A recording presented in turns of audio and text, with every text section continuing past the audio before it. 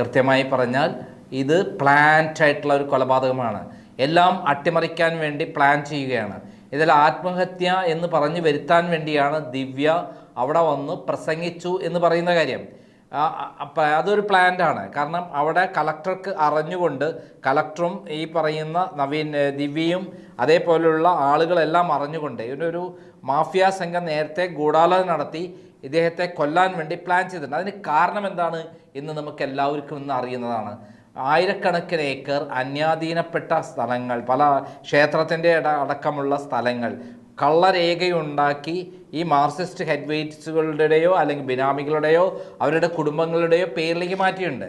കണ്ണൂരിലെ മാർക്സിസ്റ്റ് പാർട്ടിയുടെ ഹെഡ് വെയ്റ്റുകളുടെ ഇത്തരത്തിലുള്ള ഞെട്ടിക്കുന്ന രേഖകളെല്ലാം കിട്ടുമ്പോൾ തീർച്ചയായും അത് മാർക്സിസ്റ്റ് പാർട്ടിയെ, പ്രത്യേകിച്ച് മാർക്സിസ്റ്റ് ഹെഡ് വെയ്റ്റുകളെ ചെറുതൊന്നുമല്ല പേടിപ്പിക്കുന്നത്. പിണറായി വിജയൻ മകള്, പിണറായി വിജയൻ്റെ ഭാര്യ ശ്യാമള പറഞ്ഞ ആരാണ്?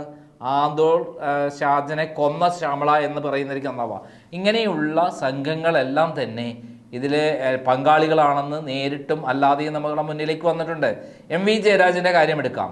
അദ്ദേഹം ഈ പോസ്റ്റ്മോർട്ടം നടത്തുന്നത് പെരിയാരം മെഡിക്കൽ കോളേജിൽ വേണമെന്ന് ശാഠ്യം പിടിച്ച് അവിടെ വെച്ച് നടത്തിച്ച്, പിന്നെ കണ്ണൂരിൽ ആരെയും കാണിക്കാതെ കളക്ടറോടൊപ്പം പ്ലാൻ ചെയ്ത് പോലീസ് സന്നാഹത്തോടുകൂടി വഴിമാറ്റി കൊണ്ടുപോയി ധൃതി പിടിച്ച് പത്തനംതിട്ടയിൽ കൊണ്ടുപോയ ആളാണ്.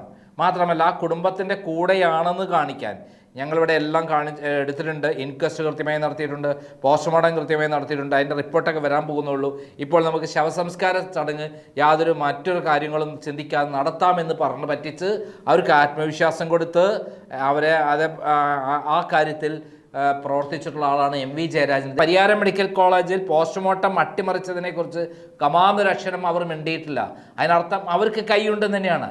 പോസ്റ്റ്മോർട്ടം നടത്തിയ ഡോക്ടർ ഒരു മാർക്സിസ്റ്റ് പാർട്ടിയുടെ ഹെഡ് വെയ്റ്റ് ആണ് എന്നുള്ള വിവരം പുറത്തു വന്നു കഴിഞ്ഞു. ഞാൻ പറഞ്ഞാൽ കേൾക്കാത്ത എന്ത് സംഭവമാണെങ്കിലും അനുസരിക്കാത്ത ഒരാളെ ഇല്ലാതാക്കുക എന്നുള്ള അജണ്ടയുടെ ഏറ്റവും പ്രധാനപ്പെട്ട ഒരാളാണ് ദിവ്യ. അപ്പം ദിവ്യയുടെ അടുത്തേക്കാണ് കൊണ്ടുപോയി. ദിവ്യയുടെ മുന്നിൽ വെച്ച് ദിവ്യ മുഖത്തടിച്ചു എന്നും കാർക്കിച്ചു തുപ്പിയെന്നും ചവിട്ടിയെന്നും കൂടാതെ ഇത്തരത്തിൽ കൂർത്ത ഒരു കമ്പി കൊണ്ട് അദ്ദേഹത്തിൻ്റെ ഗുദപാതിൽ ഇടിച്ചു കയറ്റി എന്നൊക്കെ പറയുന്ന.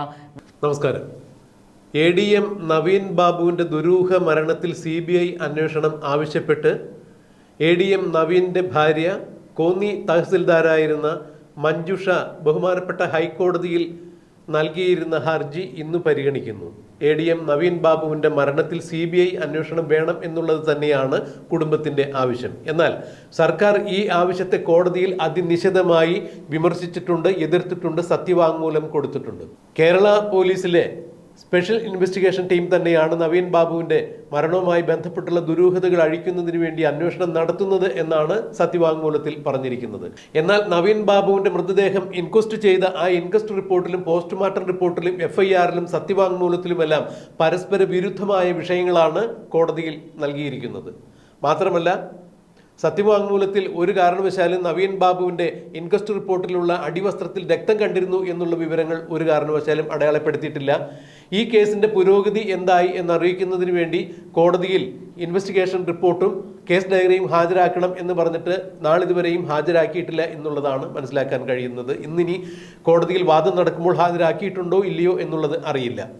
എന്തായാലും ജസ്റ്റിസ് കൗസർ എടപ്പക്കത്തിൻ്റെ ബെഞ്ചിലാണ് ഈ കേസ് ഇന്ന് വാദം കേൾക്കുന്നത്. ഇതിനിടയിൽ ദുരൂഹമായ മറ്റു പല കാര്യങ്ങളും പുറത്തു വന്നുകൊണ്ടിരിക്കുന്നു. കണ്ണൂർ ജില്ലയിലെ പോലീസിനകത്ത് നിന്ന് ക്രൈം ഓൺലൈന് അതിവിശ്വസ്തമായ രീതിയിൽ ചില വാർത്തകൾ കിട്ടുകയുണ്ടായി. അതായത് ADM നവീൻ ബാബുവിൻ്റെ യാത്രയയപ്പ് ചടങ്ങിന് ശേഷം ADM നവീൻ ബാബുവിനെ മുനീശ്വരൻ കോവിൽ ഭാഗത്താണ് ഡ്രൈവർ ഷംസുദ്ദീൻ ഇറക്കി വിട്ടിരുന്നു എന്ന് പറയുന്ന വാർത്ത പച്ചക്കള്ളമാണ് എന്ന് തെളിഞ്ഞിരിക്കുന്നു. കാരണം മുനീശ്വരൻ കോവിലിൻ്റെ പരിസരത്തുള്ള 2 പെട്രോൾ പമ്പിലെയും അതുപോലെ തന്നെ മറ്റ് ചില സ്ഥാപനങ്ങളിലെയും CCTV ദൃശ്യങ്ങൾ ശേഖരിച്ചതിൽ നിന്നും ഈ പറയുന്ന സമയത്ത് നവീൻ ബാബുവിനെയും കൊണ്ട് ഇന്നോവ കാർ, അതായത് നവീൻ ബാബുവിൻ്റെ ADMൻ്റെ കാർ ഇന്നോവയായിരുന്നു. ഈ കാർ മുനീശ്വരൻ കോവിൽ പരിസരത്ത് എത്തിയിട്ടില്ല എന്ന് തന്നെയാണ് മനസ്സിലാക്കാൻ കഴിയുന്നത്. അതായത് ഷംസുദ്ദീൻ പറഞ്ഞത് പച്ചക്കള്ളമാണ്. മുനീശ്വരൻ കോവിലിൻ്റെ ഭാഗത്ത് ADMനെ ഇറക്കി വിട്ടു എന്ന് പറയുന്നത് ശരിയല്ല. കാരണം മുനീശ്വരൻ കോവിലിൻ്റെ പരിസരത്തുള്ള CCTV ദൃശ്യങ്ങളിൽ ഇത് ദൃശ്യമല്ല എന്നുള്ളത് തന്നെയാണ്. അങ്ങനെയെങ്കിൽ ADMൻ്റെ മരണവുമായി ബന്ധപ്പെട്ട് ഷംസുദ്ദീന് കൃത്യമായ പങ്കുണ്ട് എന്ന് വേണം ഇതിലൂടെ മനസ്സിലാക്കാൻ. ക്രൈം ഓൺലൈൻ്റെ ചീഫ് എഡിറ്ററായ TP നന്ദകുമാറിന് വിശ്വാസയോഗ്യമായ കേന്ദ്രങ്ങളിൽ നിന്നാണ് ഇത്തരം കാര്യങ്ങൾ ലഭ്യമായത്. ഇതിന്റെ വിശദാംശങ്ങൾ വരും മണിക്കൂറുകളിൽ പുറത്തുവിടുന്നതായിരിക്കും. എന്തായാലും ഒരു വെളുത്ത ഇന്നോവ കാറിൽ വെച്ചാണ് ADM നവീൻ ബാബുവിനെ തീർത്തത് എന്നുള്ളത് ഇപ്പോൾ സംശയലേശമെന്നെ തെളിയിക്കപ്പെട്ടിരിക്കുന്നു എന്ന് തന്നെയാണ്. എന്നാൽ കേരള പോലീസിന് മാത്രമാണ് ഇത് മനസ്സിലാകാത്തത്. CPMലെ ചില സഖാക്കൾക്ക് മാത്രമാണ് മനസ്സിലാകാത്തത്. നവീൻ ബാബു വധിക്കപ്പെടും അഥവാ നവീൻ ബാബു കൊല്ലപ്പെടും എന്നുള്ള സൂചന നൽകിക്കൊണ്ട് തന്നെയാണ് ADMന്റെ യാത്രയയപ്പ് ചടങ്ങിൽ PP ദിവ്യ എന്ന കണ്ണൂരിലെ സാരി ഉടുത്ത പിണറായി വിജയൻ സംസാരിച്ചത് എന്നാണ് നവീൻ ബാബുവിന്റെ സഹപ്രവർത്തകരും സൂചിപ്പിച്ചിരുന്നത്. 2 ദിവസത്തിനകം ഇതിന്റെ കൃത്യമായ വിവരമറിയാം. സിവിൽ ഡെത്തിനെ കുറിച്ചെല്ലാം അന്ന് PP ദിവ്യ സംസാരിച്ചിട്ടുണ്ടായിരുന്നു. അതായത് നവീൻ ബാബുവിനെ അപായപ്പെടുത്തുക എന്നുള്ളത് കണ്ണൂരിലെ ചില മാഫിയകളുടെ താല്പര്യമായിരുന്നു. കണ്ണൂരിലും പരിസര പ്രദേശങ്ങളിലും നടന്നിട്ടുള്ള ഏതാണ്ട് 5000 കോടി രൂപയുടെ ഭൂമി ഇടപാടുകൾ, അനധികൃത ക്രയവിക്രയങ്ങൾ, കണ്ണൂരിലും പരിസര പ്രദേശത്തും ഈ അടുത്ത കാലത്ത് വന്നിട്ടുള്ള പെട്രോൾ പമ്പ് ഇടപാടുകൾ, ചില ബിനാമി ഇടപാടുകൾ, ഇതിലെല്ലാം കൃത്യമായി പങ്കുള്ളത് കണ്ണൂരിലെ തന്നെ തലമുതിർന്ന പല നേതാക്കൾക്കുമാണ്. ഇവരുടെ പല ബിനാമികളുമാണ് ഇത്തരം ബിസിനസ്സുകൾ നടത്തുന്നത്. ഭൂമി ക്രയവിക്രയവുമായി ബന്ധപ്പെട്ട് അഥവാ ഏതെങ്കിലും സംരംഭങ്ങളുമായി ബന്ധപ്പെട്ട് ലൈസൻസ് നൽകണം എന്നുണ്ടെങ്കിൽ ADM വഴിയേ അത് നടക്കുകയുള്ളൂ. കാരണം റവന്യൂ ഡിപ്പാർട്ട്മെന്റ് വഴി മാത്രം നടക്കുന്ന ഇത്തരം കാര്യങ്ങളുടെ കൃത്യമായ വിവരങ്ങൾ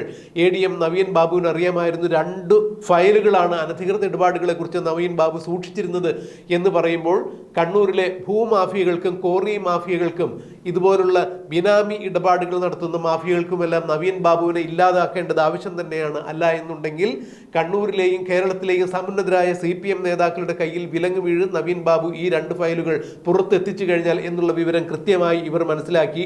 അതുകൊണ്ട് തന്നെയാണ് നവീൻ ബാബു കണ്ണൂരിന് വെളിയിലേക്ക് പോകാതെ യാത്രയയപ്പ് ചടങ്ങ് കഴിഞ്ഞ ദിവസം തന്നെ ADMനെ കൃത്യമായി തന്നെ പ്ലാൻ ചെയ്ത് വകവരുത്തിയത് എന്നാണ് അറിയാൻ കഴിയുന്നത്.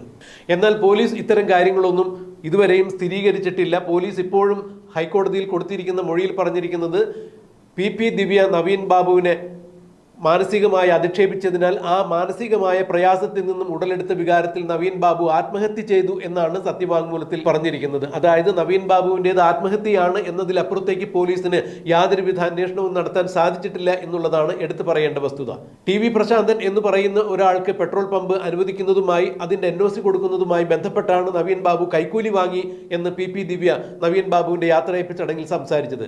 എന്നാൽ ഈ TV പ്രശാന്തന് നാർക്കോട്ടിക് അനാലിസിസിനോ അല്ല എന്നുണ്ടെങ്കിൽ TV പ്രശാന്തനെ ചോദ്യം ചെയ്യുവാനോ പോലീസ് ഇതുവരെയും തയ്യാറായിട്ടില്ല എന്ന് പറയുമ്പോൾ എന്തൊക്കെയോ ഒളിക്കുവാൻ വേണ്ടി, ആരോഗ്യയെ രക്ഷിക്കുവാൻ വേണ്ടി പോലീസ് തട്ടിക്കൂട്ടി ഉണ്ടാക്കിയ ഒരു പോസ്റ്റ്മോർട്ടം റിപ്പോർട്ടും ഒരു കേസന്വേഷണ റിപ്പോർട്ടുമാണ് ബഹുമാനപ്പെട്ട ഹൈക്കോടതിയിൽ കൊടുത്തിരിക്കുന്നത് എന്നാണ് മനസ്സിലാക്കാൻ കഴിയുന്നത്. അതായത് നവീൻ ബാബുവിന്റെ മരണം ഏതു വിധേനയും ആത്മഹത്യയാക്കി തീർക്കുക എന്നുള്ളത് തന്നെയാണ് CPMലെ ചില സ്ഥാപിത താല്പര്യക്കാരുടെ ഇംഗിതത്തിന് വഴങ്ങിക്കൊണ്ട് പോലീസും അത്തരത്തിൽ തന്നെ ഒരു റിപ്പോർട്ട് കൊടുത്തിരിക്കുന്നു എന്ന് തന്നെയാണ് മനസ്സിലാക്കാൻ കഴിയുന്നത്. എന്തായാലും ഈ വിഷയത്തിൽ ഇന്ന് ബഹുമാനപ്പെട്ട ഹൈക്കോടതിയിൽ വാദം കേൾക്കുമ്പോൾ വിശദമായ വാദം കേട്ടതിന് ശേഷം ജസ്റ്റിസ് കൗസർ എടപ്പക്കത്ത് നീതിയുക്തമായ ഒരു തീരുമാനത്തിലേക്ക് നീങ്ങും. നവീൻ ബാബുവിന്റെ കുടുംബത്തിന് നീതി കിട്ടും എന്ന് തന്നെയാണ്, CBI അന്വേഷണം ഏർപ്പെടുത്തും എന്ന് തന്നെയാണ് മനസ്സിലാക്കാൻ കഴിയുന്നത്. എന്തായാലും നവീൻ ബാബുവിന്റെ ദുരൂഹമായ മരണം ഒരു കാരണവശാലും ആത്മഹത്യയല്ല, അതൊരു കൊലപാതകം തന്നെയാണ് എന്ന തരത്തിലാണ് ഇപ്പോൾ കാര്യങ്ങൾ എത്തിച്ചെന്ന് നിൽക്കുന്നത്. മൂർച്ചയേറിയ നീളം കൂടിയ ഒരു ആയുധം ഉപയോഗിച്ച് നവീൻ ബാബുവിന്റെ മലദ്വാരത്തിലൂടെ അത് മുകളിലേക്ക് കയറ്റി ആന്തരികാവയവങ്ങൾ തകർത്ത് പുറമേക്ക് പരിക്കില്ലാത്ത രീതിയിൽ, തെളിവൊന്നും കാണിക്കാത്ത രീതിയിൽ തന്നെയാണ് നവീൻ ബാബുവിനെ വകവരുത്തിയിരിക്കുന്നത് എന്നാണ് ഇപ്പോൾ അറിയാൻ കഴിയുന്നത്. ഇതുകൊണ്ട് തന്നെയാണ് ഇൻക്വസ്റ്റ് റിപ്പോർട്ടിൽ നവീൻ ബാബുവിന്റെ അടിവസ്ത്രത്തിൽ രക്തം കലർന്നിരുന്നു, രക്തത്തിൽ കുതിർന്ന നിലയിലായിരുന്നു അടിവസ്ത്രം എന്നുള്ള രേഖപ്പെടുത്തിയിരിക്കുന്നത്. എന്തായാലും ഇത് പോസ്റ്റ്മോർട്ടം റിപ്പോർട്ടിലില്ല.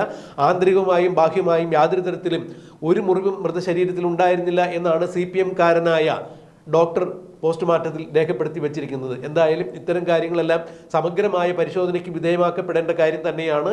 നവീൻ ബാബുവിന്റെ ഡ്രൈവറായിരുന്ന ഷംസുദ്ദീന് ഈ കൊലപാതകവുമായി അല്ലെങ്കിൽ ഈ മരണവുമായി കൃത്യമായ ബന്ധമുണ്ട്. ഇതിന്റെ കൃത്യമായ വിവരങ്ങൾ ഷംസുദ്ദീൻ അറിയാം. ഷംസുദ്ദീൻ പറഞ്ഞത് അത്രയും കളവാണ്. മുനീശ്വരൻ കോവിലിന്റെ ഭാഗത്ത് നവീൻ ബാബുവിനെ ഇറക്കി വിട്ടിട്ടില്ല. ആ പരിസരത്ത് നിന്നുള്ള CCTV ദൃശ്യങ്ങളിൽ ഇത്തരം ഒരു ദൃശ്യം പതിഞ്ഞിട്ടില്ല. തന്നെയുമല്ല, നവീൻ ബാബുവിന്റെ മരണത്തിന് പിറ്റേ ദിവസം മാതൃഭൂമി പുറത്തുവിട്ടിരുന്ന പത്രത്തിൽ നവീൻ ബാബു റെയിൽവേ സ്റ്റേഷന്റെ ട്രാക്കിലൂടെ നടന്നു പോകുന്നതും ആ പരിസരത്ത് നിൽക്കുന്നതുമെല്ലാം കൃത്യമായി ചിത്രീകരിച്ചിട്ടുണ്ടായിരുന്നു. ഇത് ആർക്കൊക്കെയോ വേണ്ടി സ്ഥാപിത താല്പര്യക്കാരുടെ ഇംഗിതത്തിന് വഴങ്ങിയാണ് അത്തരം ചില ചിത്രങ്ങൾ വന്നിട്ടുള്ളത് എന്നുള്ളൊരു ആക്ഷേപം കൂടി ഇപ്പോൾ ഉയരുന്നു. അതിന്റെ സത്യാവസ്ഥ പരിശോധിക്കപ്പെടേണ്ടതാണ്. എന്തായാലും ഈ വിഷയത്തിൽ PP ദിവ്യയ്ക്കും മുഖ്യമന്ത്രിയുടെ പൊളിറ്റിക്കൽ സെക്രട്ടറിയായ P ശശിക്കും കണ്ണൂരിലെ ഭൂമാഫിയയ്ക്കും കോറി മാഫിയയ്ക്കും കണ്ണൂരിലെ CPM ലോബിക്കുമെല്ലാം കൃത്യമായ പങ്കുണ്ട് എന്നുള്ള ഞെട്ടിക്കുന്ന വിവരങ്ങൾ പുറത്തു വരുമ്പോൾ ഈ കേസ് ഏത് വിധേനയും തേച്ചുമാച്ച് കളയുക എന്നുള്ള ഉദ്ദേശത്തോടു കൂടി CBI അന്വേഷണത്തെ ഏത് വിധേനയും എതിർക്കുക എന്നുള്ള ഉദ്ദേശത്തോടു കൂടി തന്നെയാണ് ഇപ്പോൾ സർക്കാരിന്റെ നിലപാട്. സർക്കാർ ഈ നിലപാട് ഹൈക്കോടതിയെ അറിയിച്ചു കഴിഞ്ഞിരിക്കുന്നു. എന്താണ് ഇക്കാര്യത്തിൽ ഹൈക്കോടതിയുടെ നിലപാട് എന്നുള്ളത് ഇന്നറിയാം.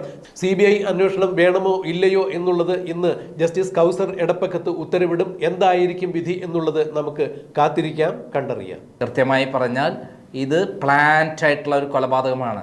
എല്ലാം അട്ടിമറിക്കാൻ വേണ്ടി പ്ലാൻ ചെയ്യുകയാണ്. ഇതിൽ ആത്മഹത്യ എന്ന് പറഞ്ഞു വരുത്താൻ വേണ്ടിയാണ് ദിവ്യ അവിടെ വന്ന് പ്രസംഗിച്ചു എന്ന് പറയുന്ന കാര്യം.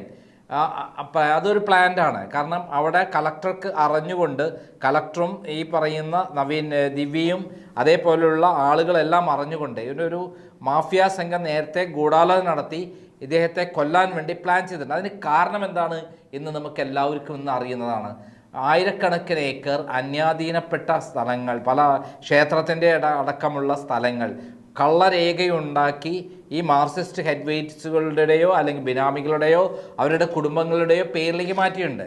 കണ്ണൂരിലെ മാർക്സിസ്റ്റ് പാർട്ടിയുടെ ഹെഡ് വെയ്റ്റുകളുടെ ഇത്തരത്തിലുള്ള ഞെട്ടിക്കുന്ന രേഖകളെല്ലാം കിട്ടുമ്പോൾ തീർച്ചയായും അത് മാർക്സിസ്റ്റ് പാർട്ടിയെ, പ്രത്യേകിച്ച് മാർക്സിസ്റ്റ് ഹെഡ് വെയ്റ്റുകളെ ചെറുതൊന്നുമല്ല പേടിപ്പിക്കുന്നത്. പിണറായി വിജയൻ മകള്, പിണറായി വിജയൻ്റെ ഭാര്യ ശ്യാമള പറഞ്ഞ ആരാണ്? ആന്തോൾ ഷാജനെ കൊന്ന ശ്യാമള എന്ന് പറയുന്നവർക്ക് നന്നാവാ. ഇങ്ങനെയുള്ള സംഘങ്ങളെല്ലാം തന്നെ ഇതിൽ പങ്കാളികളാണെന്ന് നേരിട്ടും അല്ലാതെയും നമ്മുടെ മുന്നിലേക്ക് വന്നിട്ടുണ്ട്. MV ജയരാജൻ്റെ കാര്യം എടുക്കാം.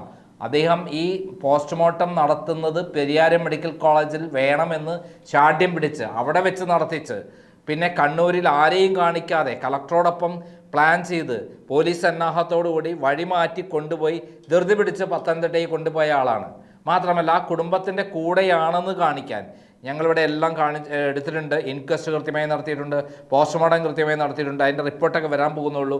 ഇപ്പോൾ നമുക്ക് ശവസംസ്കാര ചടങ്ങ് മറ്റൊരു കാര്യങ്ങളും ചിന്തിക്കാതെ നടത്താമെന്ന് പറഞ്ഞ് പറ്റിച്ച് അവർക്ക് ആത്മവിശ്വാസം കൊടുത്ത് അവരെ ആ കാര്യത്തിൽ പ്രവർത്തിച്ചിട്ടുള്ള ആളാണ് MV ജയരാജൻ. പരിയാരം മെഡിക്കൽ കോളേജിൽ പോസ്റ്റ്മോർട്ടം അട്ടിമറിച്ചതിനെക്കുറിച്ച് കമാന്നൊരക്ഷരം അവർ മിണ്ടിയിട്ടില്ല. അതിനർത്ഥം അവർക്ക് കൈയുണ്ടെന്ന് തന്നെയാണ്. പോസ്റ്റ്മോർട്ടം നടത്തിയ ഡോക്ടർ ഒരു മാർക്സിസ്റ്റ് പാർട്ടിയുടെ ഹെഡ് വെയ്റ്റ് ആണ് എന്നുള്ള വിവരം പുറത്തു വന്നു കഴിഞ്ഞു. ഞാൻ പറഞ്ഞാൽ കേൾക്കാത്ത എന്ത് സംഭവമാണെങ്കിലും അനുസരിക്കാത്ത ഒരാളെ ഇല്ലാതാക്കുക എന്നുള്ള അജണ്ടയുടെ ഏറ്റവും പ്രധാനപ്പെട്ട ഒരാളാണ് ദിവ്യ. അപ്പം ദിവ്യയുടെ അടുത്തേക്കാണ് കൊണ്ടുപോയി. ദിവ്യയുടെ മുന്നിൽ വെച്ച് ദിവ്യ മുഖത്തടിച്ചുവെന്നും കാർക്കിച്ചു തുപ്പിയെന്നും ചവിട്ടിയെന്നും കൂടാതെ ഇത്തരത്തിൽ കൂർത്ത ഒരു കമ്പി കൊണ്ട് അദ്ദേഹത്തിൻ്റെ ഗുദപാതിൽ ഇടിച്ചു കയറ്റി എന്നൊക്കെ പറയുന്ന